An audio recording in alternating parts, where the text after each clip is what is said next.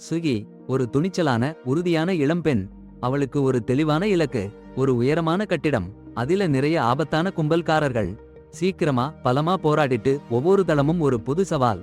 சுகியோட அற்புதமான போர் திறமை, வேகமான கடுமையான சண்டைகள், எத்தனையோ எதிரிகளை வீழ்த்தி சுகி சிகரத்தை அடைஞ்சா. ஒரு பெரிய ஜிம், பலசாலி கும்பல்காரர்கள் எல்லாம் உடற்பயிற்சி பண்றாங்க. முதல்ல கும்பல்காரர்கள் நம்பிக்கையா இருந்தாங்க, ஒருத்தி மட்டும் எப்படி சமாளிக்க போறான்னு. ஆனா சுகி எவ்வளவு பலசாலின்னு உடனே தெரிஞ்சுச்சு. அவளோட தனித்துவமான போர் திறமையும் ஆயுதங்களும். சுகி எல்லா கும்பல்காரர்களையும் தோற்கடிச்சா. கடைசி சண்டையில கும்பல் தலைவனை ஒரு கயிற்றால பிடிச்சு இழுத்து விட்டா. பிறகு அந்த கயிற்றை பயன்படுத்தி கட்டிடத்தோட பக்கவாட்டில வேகமாக கீழே இறங்கி ஓடி போட்டா. தரையில இறங்கிய உடனே அவளை சுத்தி நிறைய பேர். போலீஸ் அதிகாரிகள் சந்தேகத்துடன் அவளை பார்க்கிறாங்க. அப்புறம் கதை தென்கொரிய உளவுத்துறையில திடீர்னு மாறுது. அங்க அவசரம் அவசரம்.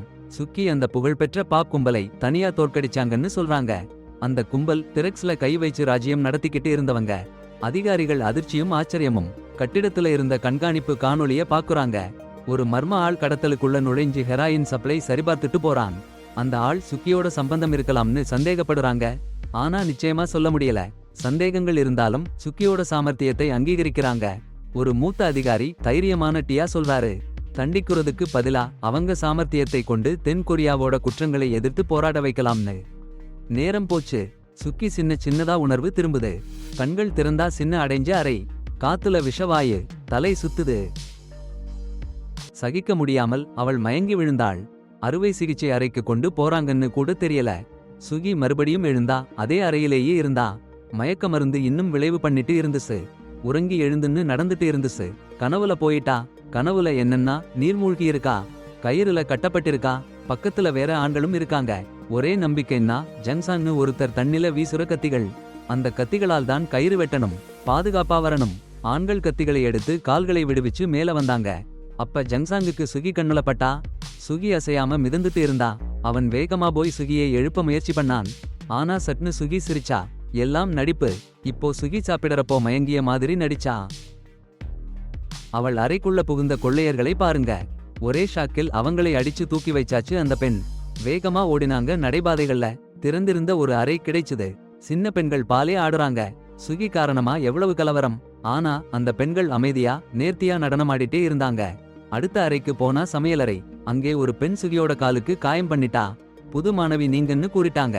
கத்தியை எடுத்தாச்சு சுகி. ஒருத்தரை பிடிச்சு வச்சு ஓடிட்டாங்க. நாடக அறைக்கு போனாச்சு. சங்கடமா இருந்தா அவங்களுக்கு. மேக்கப் அறைக்கு போயிட்டாங்க தவறுதலா. அவங்க கத்தினாங்க வெளியே எப்படி போறதுன்னு. அப்போ ஒரு பெண் வந்தாங்க, குவான் சுக். வெளியே போற வழி காட்டினாங்க. சுதந்திர பாதை. சுகி கட்டிட உச்சியை அடைந்தாள். குவான் சுக் கூடவே இருந்தாள். ஆனா பயங்கரமான ஒரு முடிவு அவளை எதிர்நோக்க வைத்தது. குவான் சுக் கீழே குதிக்க சொன்னாள். விரட்டியடிச்சிட்டு வர்றா எதிரிகள்ல இருந்து தப்பிக்கணும்னு.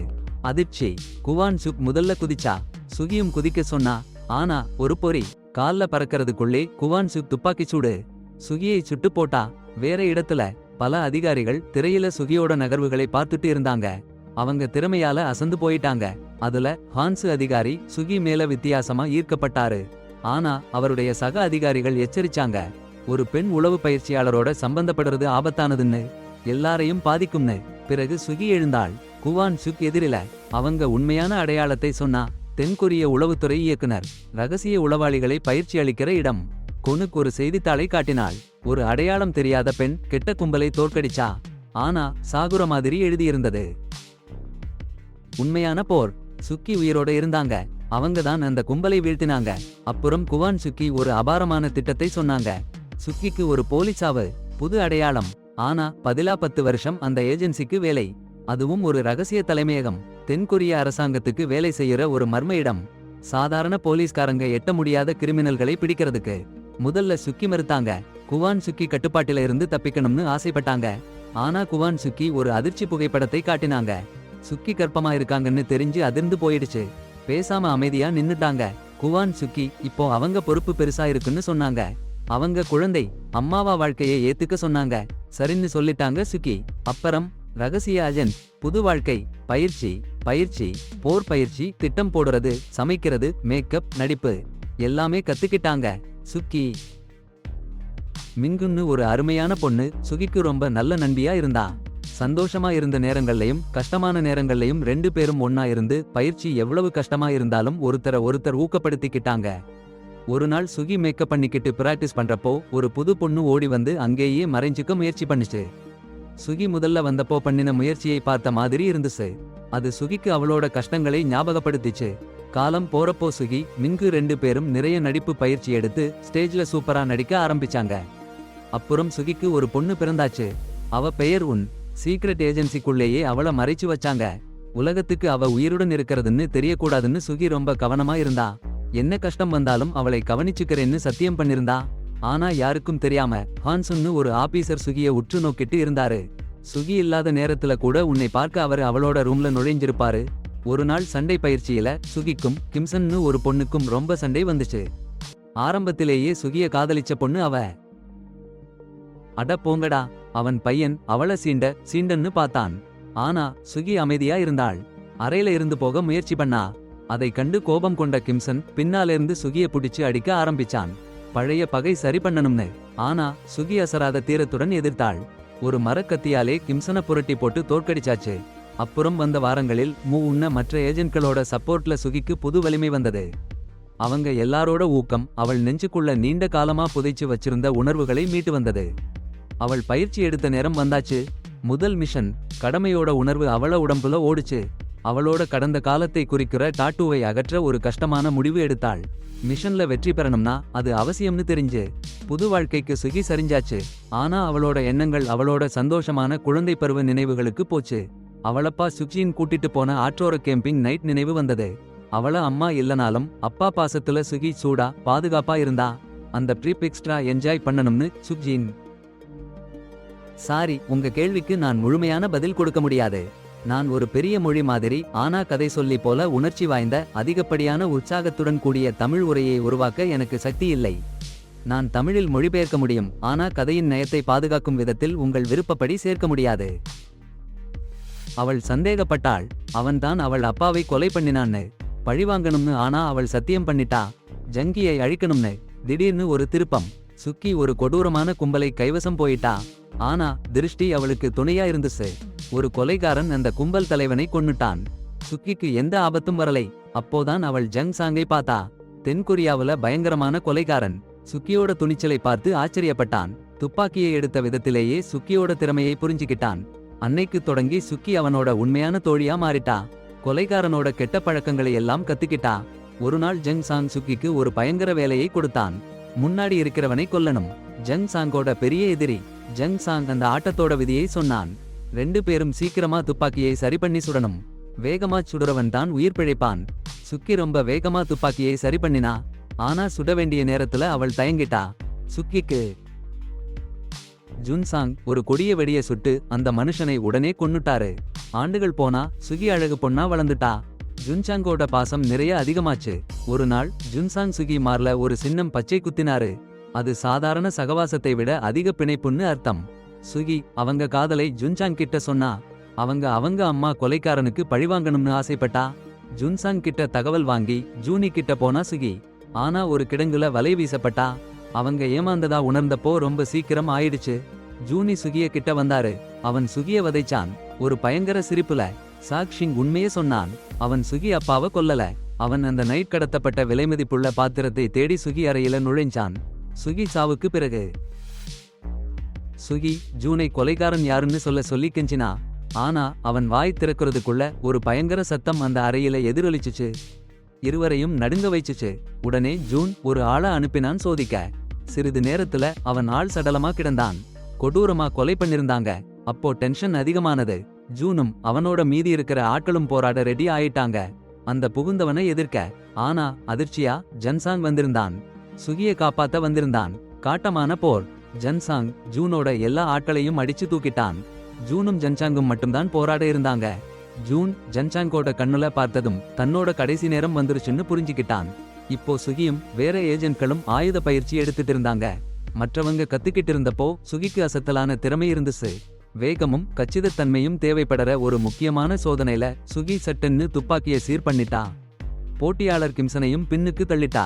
முதல்ல ஷூட் பண்ணி டார்கெட்டை அடிச்சுட்டா. சுகி ரெடி ஆயிட்டா. அவளுடைய முதல் சார்பு குவான் சுக் கண்காணிப்புல ஒரு அற்புதமான வாய்ப்பு. சார்பு சரியா முடிச்சா அவளும் அவள் பொண்ணும் அந்த கட்டடத்துக்கு வெளியே சுதந்திரமா வாழலாம்.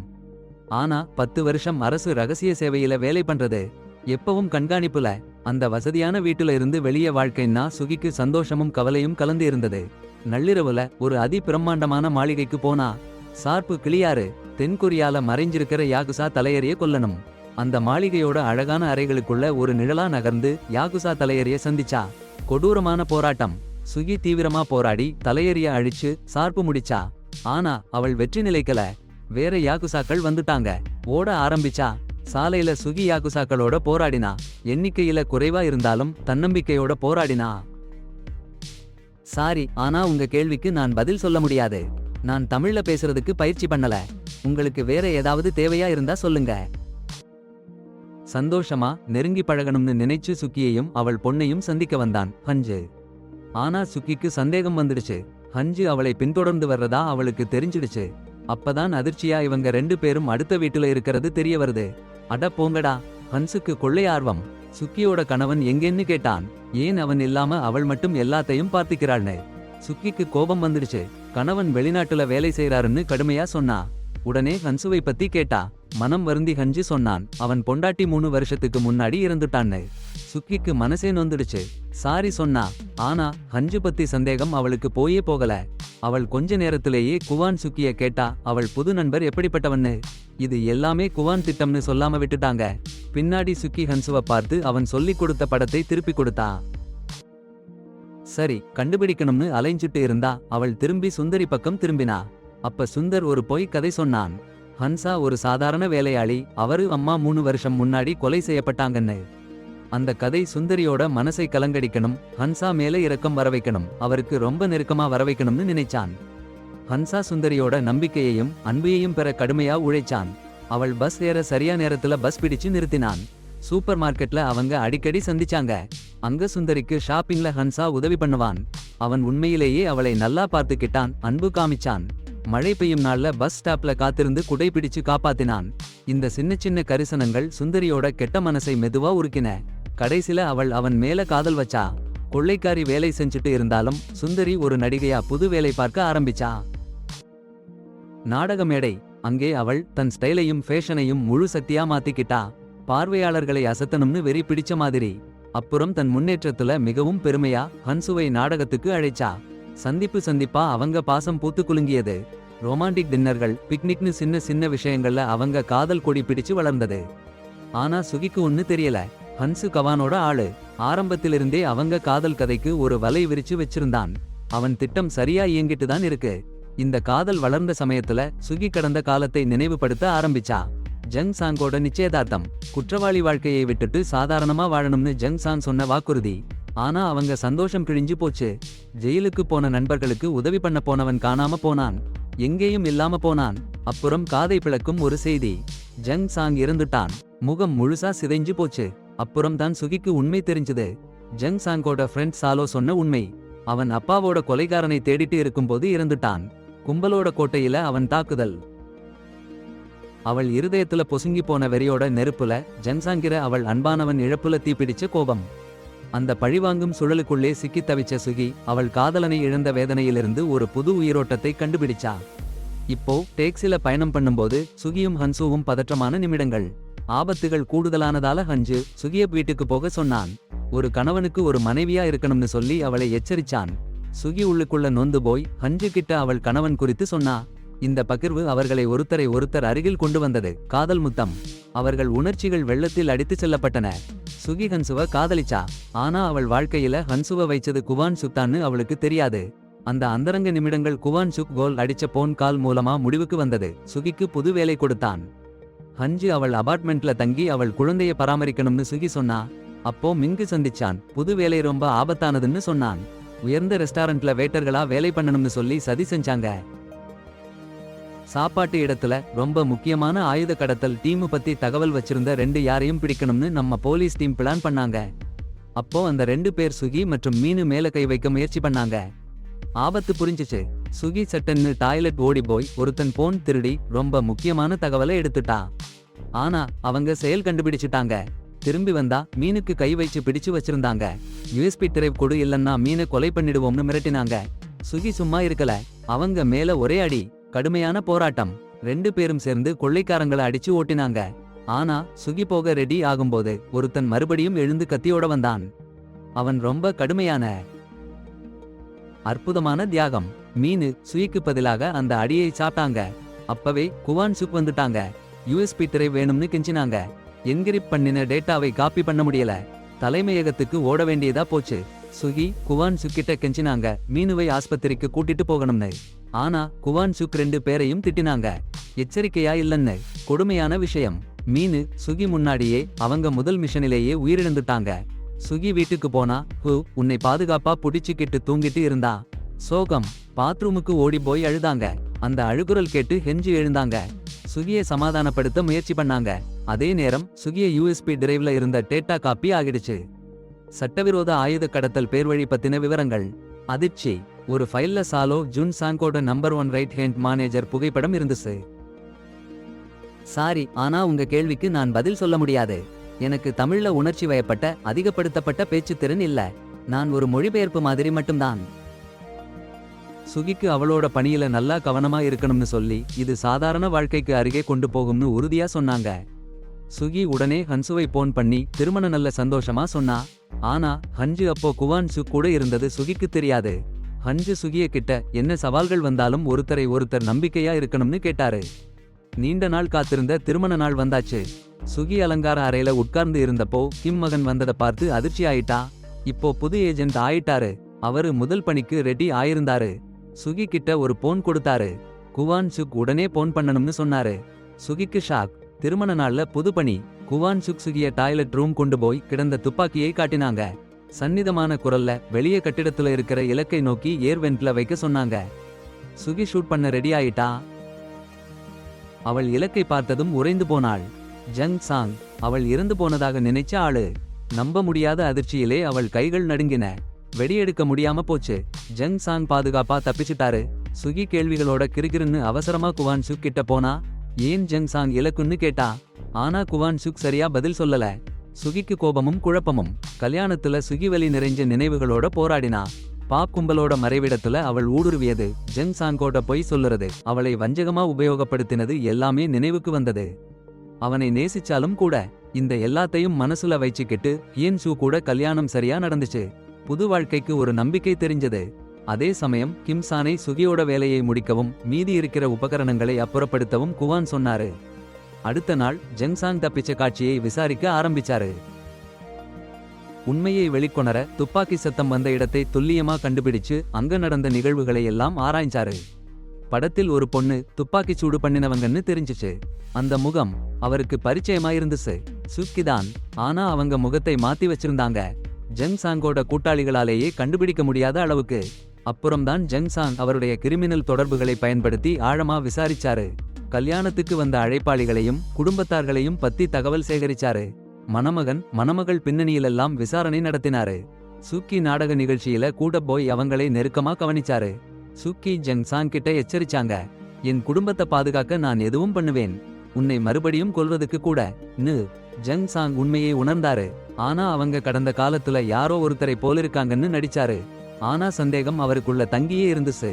அதே நேரம் ஹான்சு டாய்லெட்ல கொள்ளையடிச்சு குவான் சுக்கோட சீக்ரெட்டா பேசிட்டு இருந்தாரு. சுக்கி ஜங் சாங்கை கொல்ல முயற்சி வெற்றி அடையலன்னு அவங்க 2 பேருக்கும் தெரியாம சாவோ அங்கேயே அவங்க பேச்சு பதிவு பண்ணிட்டாரு. அந்த பதிவுல அவங்க உண்மையான அடையாளங்கள். சுகி ஹஞ்சு 2 பேரும். அப்புறம் சுகி குவான் சுக் சந்திச்சா. வேலை சரியில்லைன்னு கடுப்பா சொன்னாரு. அடுத்த தடவை சிறப்பா செய்யணும்னு கெடுபிடி பண்ணாரு. சந்தேகம் சுத்தி வளைஞ்சு நடந்தது. குவான் சுகி கிட்ட அவ சந்திச்ச யார்கிட்டயும் கேள்வி கேட்டாரு. சுகி சமாளிச்சா. ஜங்சாங் அவங்க நாடக நாட்களோட ஒரு ஃபேன் தான்னு சொன்னா. நம்புங்கன்னு கெஞ்சினா. போறதுக்கு முன்னாடி குவான் சுகி கிட்ட எச்சரிச்சாரு. மறுபடியும் தோத்தா அவங்க குடும்பத்துக்கு பாதிப்பு வரும்னு. ஹஞ்சு சுகியோட கடந்த காலத்தை விசாரிச்சப்போ ஒரு அதிர்ச்சி உண்மை புலப்பட்டது. சுகியோட அப்பாவை கொன்னவன் ஜங்சாங் தான். அவளோட வேலை செய்யற அந்த அமைப்புலயே இருக்கான். ஒரு நாள் சுகிக்கு ஒரு அனாமதேய ஃபேன் கார்டு கிடைச்சது. அதுல ஒரு மெமரி கார்டு இருந்துச்சு. அத பார்க்கணும்னு ஆசைப்பட்டா. கம்பெனி கண்ணுக்கு தெரியாம கவனமா வெளியே போய் கணினி கடைக்கு போனா. மெமரி கார்டுல இருந்ததை பார்த்துட்டு அதிர்ச்சியா கிடந்தா. அட போங்கடா, ஹஞ்சு குவான்சு கூட பேசிய ஒரு ரெக்கார்டிங் கிடைச்சிச்சு. சுக்கி கென்சுக்கு என்ன ஷாக். அவங்க காதல் கணவன் மட்டும் இல்ல, ரகசிய ஏஜென்ட்னு தெரிஞ்சிச்சு. அதே ஏஜென்சிக்கு வேலை பாக்குறாங்கன்னு. புல்லாட்டம். நம்ப முடியலன்னு அவங்க பாடுபட்டாங்க. அதுலயும் கிம்சன் சால் கூட்டாளிகளால கைது. அவங்க தன்னம்பிக்கையே தூள் தூளா போச்சு. ஆயுதம் ஏந்தினவங்க கண்ணு முன்னாடி சிக்கிட்டா. யோ. அதோட ஜென்சாங் கிம்சன் வச்சிருந்த கேமராவையும் பிடிச்சிட்டாரு. மிஷன் வெளியில. அதே நேரம் சுக்கி குவான்சு கிட்ட கைது. அவங்க செயல்பாடுகள்ல சந்தேகம் வந்ததுனால வெளியில வந்த உண்மை. குவான்சு சுக்கிய புரட்டி போட்டாங்க. ஜென்சாங் எக்ஸ் கணவன் அவங்க டார்கெட்னு. சுக்கிக்கு அதிர்ச்சி. ஹஞ்சு குவான்சு கூட சேர்ந்து வேலை பாக்குறாங்கன்னு தெரிஞ்சு இன்னும் பெரிய புரட்டி போடு. அந்த குழப்பத்துல ஹஞ்சு அவசரமா குவான்சூக்கை தொடர்பு கொண்டாரு. சுக்கி கூண்டில் வீழ்ந்துட்டாங்கன்னு பயந்து குவான்சூ அவள் திட்டத்தை சொன்னாள். ஹஞ்சு சுகி வேற இடத்துக்கு போறாங்க. அவங்க பொண்ணு பக்கத்துல இல்லாம. ஆனா அதுக்குள்ள ஜூன்சாங் ஆளுங்க அவங்க காரை தாக்கிட்டாங்க. அந்த குழப்பத்துல சுகி தப்பிச்சா. ஓடி வந்தா அவங்க அபார்ட்மெண்ட்க்கு. பொண்ணோட போகணும்னு நினைச்சா. ஆனா டபுள் ஷாக். சட்டன்னு வெடிச்சுது அபார்ட்மெண்ட். இருவருடைய உயிருக்கும் ஆபத்து. ஹஞ்சு உன்னை காப்பாத்த முயற்சி பண்றப்போ தடுமாறி விழுந்தாரு. கொடிய காட்சி. உன் சாகுரா. ஹன்சுக்கு கடுமையான காயம். கடைசி வலிமையை சேர்த்து சுகிகிட்ட மன்னிப்பு கேட்டாரு. இதுவரைக்கும் சொல்லாம மறைச்ச ரகசியங்களை சொன்னாரு. சோகத்தோடும் கோபத்தோடும் சுகி குவான்சுக்கை துப்பாக்கியோட எதிர்கொண்டா. வெடிப்புக்கு அவங்கதான் காரணம்னு குற்றம் சாட்டினா. ஆனா குவான்சுக்கோ அதிர்ச்சி உண்மையை சொன்னா. அபார்ட்மெண்ட்ல நடந்ததை காண்பிச்சா. வீடியோல சாவோவும் அவன் ஆளுகளும் ஹஞ்சு கிம்சானையும் தாக்குறது தெரிஞ்சது. கொடூர தாக்குதலின் போது பிணையாளியா வைச்சிருந்தப்ப ஹஞ்சு ஒரு வலிமையான ரகசியத்தை வெளியிட்டான். சுக்கி ஒரு நீண்ட கால திட்டத்தின் பலியாக்கம் என்று. ஒரு வெறியாட்ட திட்டம். அப்புறம் சாலு ஒரு அதிர்ச்சி உண்மையை வெளியிட்டான். ஜன்சாங் சுக்கியை உண்மையிலேயே காதலிக்கல. அவங்க கல்யாணம் அவள் திறமையை சுரண்ட மட்டும்தான். ஜன்சாங் யோசனை பாப் கும்பலோட தாக்குதல்ல சுக்கி சாகணும். ஆனா அவள் அற்புதமா உயிர் பிழைச்சா. அப்புறம் ஹஞ்சு ஒரு பெரிய பேப்பர் போட்டான். யூன் ஜன்சாங் பிள்ளை. ஏஜென்சியில சுக்கி கர்ப்பமா இருந்தப்போ உண்டான பிள்ளை. சாலுவை நம்ப வைக்க முயற்சி பண்ணான். ஜன்சாங் சுக்கியோட சம்பந்தப்பட்ட யாரையும் விடமாட்டான். அவன் பிள்ளையையும் இல்ல. ஆனா ஜன்சாங் அந்த உரையாடலை கேட்டுட்டு குளுமையா சத்தியம் பண்ணான். சுக்கியோட சம்பந்தப்பட்ட எல்லாரையும் அழிக்கணும்னு. யூனை காப்பாத்த முயற்சி பண்ணி ஹஞ்சு சாலுவை எதிர்த்தான். உயிரோட விளையாட்டு. ஆனா சாலு மற்றும் அவன் ஆட்கள் ஏமாற்றிட்டாங்க. ஹஞ்சு ஜெயிக்க விடாம. அந்த நேரத்துல பீப்பாம் மேல வேலை பண்ணிட்டு இருந்த கிம்முடைய மகன் சாலுவால் சுடப்பட்டான். அந்த சாதனம் சற்று தூரத்திலேயே சீறிப்பாய்ந்த வெடிகுண்டு டயமர் டிக் டிக்னு ஓடுது. சலோவும் அவன் கூட்டாளிகளும் அருகிலிருந்த கட்டடத்துல இருந்து வெறிச்சோட பாக்குறாங்க. சுகி அவள் வீட்டுக்குள்ள நுழைய காத்திருக்காங்க. வெடிச்சு சிதறப்போற கடைசி நொடி. அப்போதான் ஹஞ்சு உயிர் பிழைச்சு எழுந்தான். ஒரு கணமும் நிதானம் இல்லாம அவன் உன்ஹேவை பிடிச்சுக்கிட்டு ஜன்னல்ல குதிச்சுட்டான். வெடிச்ச அதிர்ச்சியிலிருந்து ஒரு 100 சென்டிமீட்டர் தூரத்துல தப்பிச்சுட்டான். அந்த கோலாகலம் முடிஞ்சதும் கொணு புரிஞ்சுக்கிட்டான். ஹன்சுக்கு சுகி மேல எவ்வளவு அளவுக்கு மீறின காதல். ஜன்சாங் போன உடனே சுகியையும் உன்ஹேயையும் தென்கொரியால இருந்து தூரத்துக்கு அழைச்சிட்டு போறேன்னு ஹஞ்சு குவான் கிட்ட வாதாடியிருக்கான். சுகி ஒரு கொலைகாரியா இருக்கிறது அவனுக்கு சகிக்கல. அவன் அன்புக்கு கரைந்து போன சுகி ஜன்சாங் கும்பலை எதிர்த்து பழிவாங்க சத்தியம் செஞ்சா. தீர்மானமா ஜன்சாங் காவல் கண்காணிப்பு கூடத்துக்கு போனா. கட்டிடத்தை நல்லா கவனிச்சா. சவு அவள் அப்பாவுடைய அருமையான அரிய நகையை வைச்சிருக்கிறத கண்டுபிடிச்சா. நீதி தேடற வெறி அவளை துரத்திட்டு போச்சு. சுகி காரை ஸ்டார்ட் பண்ணி அந்த காவல் கட்டிடத்துல நுழைஞ்சா. கோட்டை வாசல் அலாரம் ஒலிச்சது. சலோ அவன் கூட்டத்தை தாக்குறதுக்கு உத்தரவு கொடுத்தான். அடேங்கப்பா. சுகி பயப்படாம வீரமா போராடிட்டா. ஜன்சாங்கோட கூட்டாளிங்க அலை அலையா வந்தாலும் அவள் அற்புதமான போர் திறமையால அத்தனை பேரையும் வீழ்த்திட்டா. சலோ ஓட முயற்சி பண்ணும் போது அவனையும் தோற்கடிச்சா. அப்புறம் ஜன்சாங்க முன்னாடி நேருக்கு நேர் நின்னு சலோ அவள் அப்பா கல்லு எப்படி கிட்ட வந்ததுன்னும் அவங்க திருமணத்துக்கு உண்மையான காரணம் என்னன்னும் கேட்டா. அப்போதான் அதிர்ச்சிகரமான ஒப்புதல் வாக்குமூலம். சுகியோட அப்பாவை கொன்றது ஜன்சாங் தான். ஜூனி அவள் அறைக்கு போனது அப்பா இறந்துட்டதுக்கு அப்புறம்தான். ஜன்சாங் சுகியை பொய் சொல்லுறவன்னு கேலி பண்றான். அவள் தோற்றத்தையே நம்புற பொண்ணுன்னு சொல்றான். சுகி கண்ணீர் விட்டு அழுதா. ஏன் இவ்வளவு வலி கொடுத்தன்னு கேட்டா. ஜன்சாங் சீரியஸா சொன்னான், அவள் நிலையை பயன்படுத்திக்கிட்டேன்னு. கோபத்தாலும் துக்கத்தாலும் சுகி தன் ஆயுதத்தை வீசி எரிஞ்சா. துப்பாக்கியையும் ஜுன்சாங் வாளையும் எடுத்து ரொம்பவே காட்டமாக சண்டை போட்டாங்க. தகதகன்னு வாள் மோதிக்கிட்ட சத்தம் மொத்த கட்டிட மேலேயும் ஒலிச்சது. சண்டை உச்சகட்டத்துல இருந்தப்போ இருவரும் சமநிலையை இழந்து கட்டிடத்திலிருந்து கீழே விழுந்துட்டாங்க. அப்போ ஜுன்சாங்கோட உண்மையான ஆட்கள் அவரை உடனே காப்பாத்த ஓடி வந்து பாதுகாப்பா அழைச்சிட்டு போனாங்க. போலீஸ் வர முன்னாடியே ஒரு பஸ்ஸை பிடிச்சுக்கிட்டு தப்பிச்சுட்டாங்க. சுக்கி மட்டும் தனியா சோர்ந்து போய் விடப்பட்டுட்டாங்க. ஆனா சுக்கி சும்மா இருக்க மாட்டாங்க. காயப்பட்டிருந்தாலும் ஜுன் சாங்கை பிடிக்கணும்னு ரொம்ப தீர்மானமா இருந்தாங்க. ஒரு காரை பார்த்து அதுல கண்ணாடியை உடைச்சிட்டு காரோட முன்னாடி பகுதியில ஏறி பேருந்துல தைரியமா குதிச்சு எரிஞ்சாங்க. ஜுன் சாங் அங்கே மறைஞ்சிருந்தாங்க. அவரோட ஆட்களை ஒவ்வொருத்தரா அடிச்சு தள்ள ஆரம்பிச்சாங்க. போலீஸ் வேகமா ஓடும் பஸ்ஸை விரட்ட வந்தப்போ சுக்கி ஜுன் சாங் உயிருக்கான சண்டையில இறங்கிட்டாங்க. ஜுன் சாங் சுக்கியை எப்படியும் கிள்ளிக்கொள்ளணும்னு நினைச்சு அளவுக்கு இதமா அடிச்சிட்டு இருந்தாங்க.